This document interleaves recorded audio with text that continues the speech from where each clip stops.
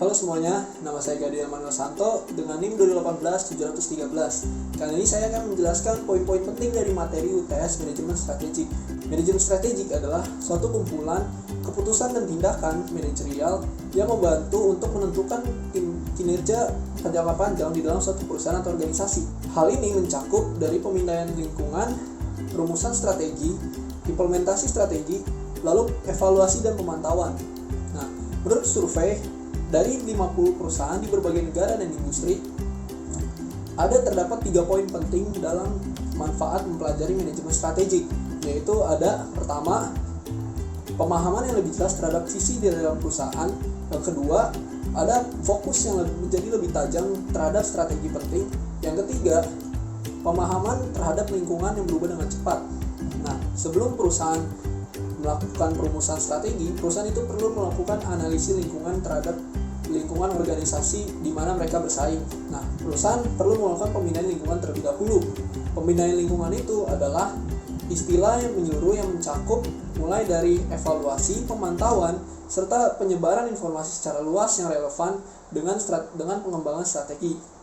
Dalam melakukan pemindaian lingkungan ini, perusahaan perlu mengetahui bahwa terdapat banyak variabel di dalam lingkungan alam, sosial, dan juga tugas perusahaan. Nah, perusahaan perlu melakukan analisis lingkungan karena agar dapat memahami peluang dan risiko perusahaan yang dihadapi di lingkungan kompetitifnya. Maka dari itu, perusahaan perlu melakukan analisis strategi.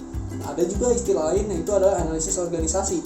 Analisis organisasi ini adalah mengenai mengidentifikasi, mengembangkan, dan juga memanfaatkan sumber daya alam dan kompetensi organisasi. Nah, dari analisis ini nanti akan menghasilkan rumusan untuk kedepannya.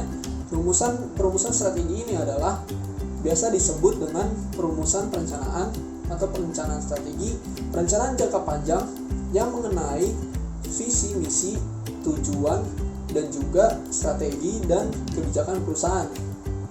Nah, biasanya analisis yang digunakan oleh perusahaan adalah analisis SWOT. Nah, ada juga analisis lain yang namanya value chain analysis. Nah, contoh SWOT analysis dan value chain analysis dengan gambaran seperti berikut ini. Nah, lalu dari SWOT analysis ini ada SWOT analysis yang sering digunakan oleh perusahaan. SWOT analysis itu sendiri adalah akronim yang menggambarkan dari 4 kuadran, yaitu ada strength, weakness, opportunities, dan threats di dalam perusahaan. Nah, lalu ada juga tabel EVAS, IVAS, dan juga matriks PSAK yang gunanya itu untuk menangani kritik pada SWOT analysis. Nah, matriks PSAK nanti akan merangkum faktor strategis dari faktor eksternal dan internal yang terdapat pada tabel IVAS dan EVAS. Lalu, setelah itu analisis tersebut akan menghasilkan strategi perusahaan yang digunakan untuk kedepannya.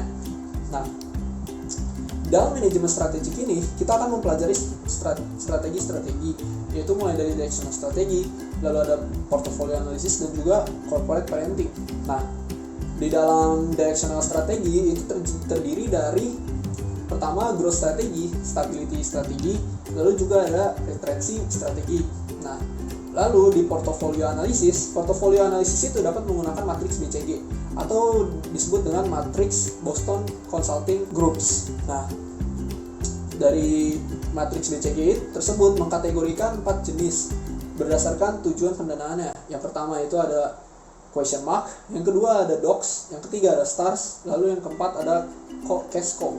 Nah, di manajemen strategik ini juga mempelajari strategi global. Strategi global itu adalah jumlah total aktivitas yang dilakukan organisasi untuk bersaing di luar negeri asalnya. Beberapa opsi paling populer untuk masuk ke internasional dalam perusahaan itu adalah franchising, lalu ada joint venture, lalu ada licensing, dan juga mengekspor barang dan lain-lainnya. Masih banyak lagi.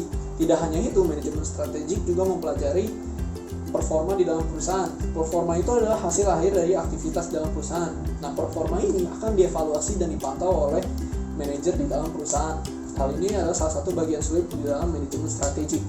Dan manfaat mempelajari manajemen strategik itu bagi saya adalah saat nanti saya bekerja, saya akan mengetahui bagaimana strategi di dalam perusahaan itu dibuat dan bagaimana cara menjalankan dan mempertahankan strategi tersebut agar dapat berjalan dengan baik dan mencapai tujuan di suatu perusahaan itu sendiri. Sekian dari saya, mohon maaf bila ada salah kata. Terima kasih.